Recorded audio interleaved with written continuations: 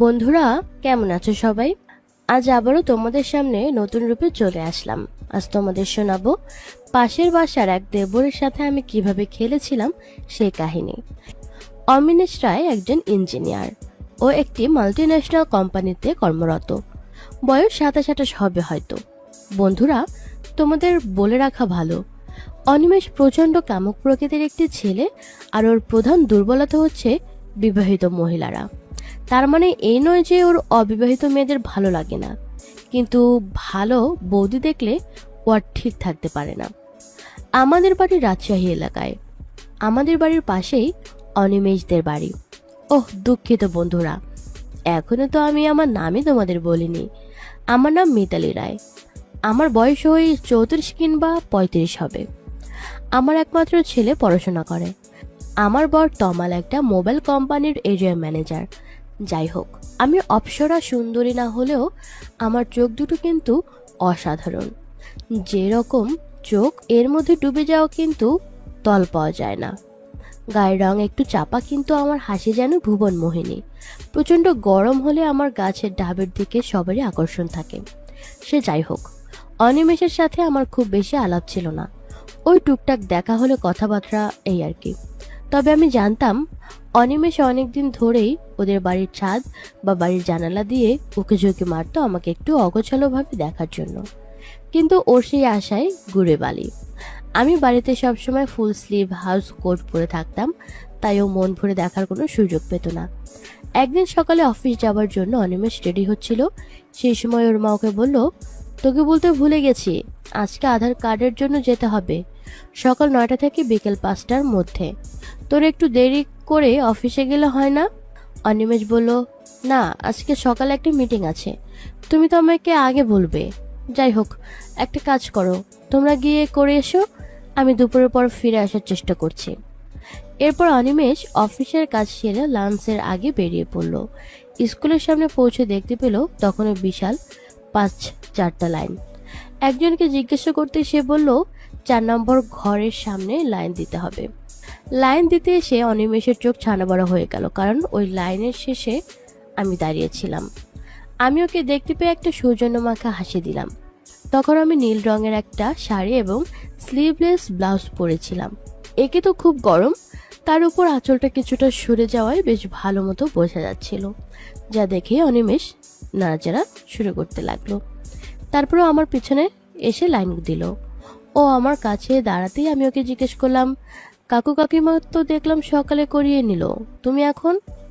আমার কথা শুনে অনিমেষ বলল, অফিসে ইম্পর্টেন্ট কাজ ছিল, সেটা মিটিয়ে এলাম। জায়গাটা একটু ছোট হওয়াতে আমরা সবাই বেশ ঘেঁষে ঘেঁষে করে দাঁড়িয়েছিলাম। যে অনিমেষ দেখতে পেল আমার পিঠটা হালকা ঘামে ভেজা আর চুলগুলো তার মধ্যে লেপ্টে আছে। পিছন থেকে আমাকে দেখে ও আর বাধা মানতে পারল না। তারপর অনিমেষ ব্যাগটা হাত থেকে নিয়ে কাঁধে নিয়ে নিল। এটা করতে গিয়ে ওর হাতটা পেছনের দিকে ঠেকলো, আর এতে করে আমি হালকা কেঁপে উঠলাম। ও তখন আমার মন বোঝার জন্য হালকা একটু রিস্ক নিল। এবারও আস্তে করে হাতটা পেছনে ঠেকালো আর অন্য হাতে মোবাইল নিয়ে নাড়াচাড়া করতে লাগলো। এমন ভাব করতে লাগলো যেন এসবেরও কিছুই জানে না। তবে কেন জানি আমারও নিজের অজান্তে ভালো লাগতে শুরু করলো। তাই আমিও কোনো হেলদোল করলাম না, আমি হাতে মোবাইল নিয়ে খুটখাট করতে লাগলাম। একটু পরেই আমি বুঝতে পারলাম অনিমেষ ভলিউম একটু বাড়িয়ে দিল। আমি তখন কিছু না বলে একটু এদিক ওদিক তাকিয়ে আবার মোবাইলে মন দিলাম। এই সুযোগে অনিমেষ আমাকে জিজ্ঞেস করলো, বাবুন কোথায়? বন্ধুরা, বাবুন আমার ছেলের নাম। ওর কথা শুনে আমি ওকে বললাম, এখানে তো ভিড় দেখে ওকে পিসির বাড়ি রেখে এসেছি। তখনও ওর হাতটা পিছনে ছিল, আর ওর ক্রিয়াকর্মের ফলে আমার মুখটা অন্যরকম হয়ে যাচ্ছিল। তাই আমি নিজেকে কিছুটা সামলে নেবার চেষ্টা করে অনিমেষকে বললাম, বাবনের স্কুলে কম্পিউটার কোর্স শুরু হয়েছে, একটা কম্পিউটার কিনতে হবে। এই সুযোগে অনিমেষ আমাকে বলল, তুমি আমাকে হোয়াটসঅ্যাপে পিক করো, আমি তোমাকে ভালো কনফিগারেশনের দোকান বলে দিচ্ছি। এরপর আমি ওর নাম্বারটা নিয়ে নিলাম আর বললাম, ঠিক আছে, আমি তোমার সাথে যোগাযোগ করব। এর মধ্যে আমরা একদম কাউন্টারের সামনে পৌঁছে গেছি। এর মধ্যে ও জোরে একটা চাপ দিল। তখন আমার অবস্থা খুব খারাপ হয়ে গেল। এর কিছুক্ষণের মধ্যেই আধার কাজ হয়ে গেল। আমরা হাঁটতে হাঁটতে বাড়ির দিকে ফিরতে লাগলাম। কিন্তু আমি বেশি কিছু বললাম না। রাস্তার মোড়ে এসে আমি অনিমেষকে বললাম, আমি রিক্সা নিয়ে বাবুনকে পিসির বাড়ি আনতে যাব, তারপর বাবুনকে নিয়ে এসে ফিরবো। আমার এই কথা শুনে ওর মুখটা যেন ফ্যাকাশে হয়ে গেল। আমি তখন বুঝতে পারলাম আজ ওর অনেক কিছু করার স্বাদ ছিল। সে আসে জল পড়ায় ওর এমনটা হলো। সেদিন রাতে খাওয়া সেরে শুয়ে শুয়ে আমি হোয়াটসঅ্যাপে অনিমেষকে টেক্সট করলাম, কম্পিউটার ডিটেলস পাঠিও, থ্যাঙ্কস। আমার টেক্সট দেখে অনিমেষ তড়িঘড়ি করে একটা কম্পিউটার ডিটেলস আর একটা দোকানের ডিটেলস পাঠিয়ে দিল। এরপরও আমার রিপ্লাইয়ের জন্য বেশ কিছুক্ষণ অপেক্ষা করলো, কিন্তু আমি আর রিপ্লাই করলাম না। তাই ও একটু হতাশ হয়ে ঘুমিয়ে পড়ল। পরদিন সকালে অনিমেষ যখন অফিসের জন্য রেডি হচ্ছিল, তখন আমি ওকে ফোন করে বললাম, আমি সোনালি বলছি। অনিমেষ আমার ফোন পেয়ে খুব খুশি হয়ে আমাকে বলল, কি ব্যাপার বৌদি? আমি বললাম, তোমার দাদা একটু কথা বলবে। এরপর আমার স্বামী তমালকে বলল, তোমার কম্পিউটার ডিটেলসটা পেলাম, থ্যাঙ্কস। তবে আর একটা হেল্প করতে হবে, তুমি যদি দোকানের জায়গাটা আমাকে বুঝিয়ে দিতে তাহলে একটু সুবিধা হতো। আসলে এখন অফিসের কাজের জন্য একদম সময় পাচ্ছি না, রোজ বাড়ি ফিরতে অনেক রাত হয়ে যাচ্ছে, তাই হয়তো তোমার বৌদিকে একা একাই যেতে হবে। তমালের এই কথা শুনে অনিমেষ মনে মনে ভাবলো এটাই সুযোগ বৌদিকে কাছে পাবার। তাই ও তমালকে বলল, দাদা বৌদি একা গেলে কি ম্যানেজ করতে পারবে? তার চেয়ে কাল শনিবার আছে, আমি সঙ্গে যেতে পারবো। ওর কথা শুনে আমার স্বামী তখন বলল, তাহলে তো খুব ভালোই হয়। কিভাবে যে তোমাকে ধন্যবাদ দেব, তোমার একটা খাওয়া পাওনা রইল কিন্তু তাহলে।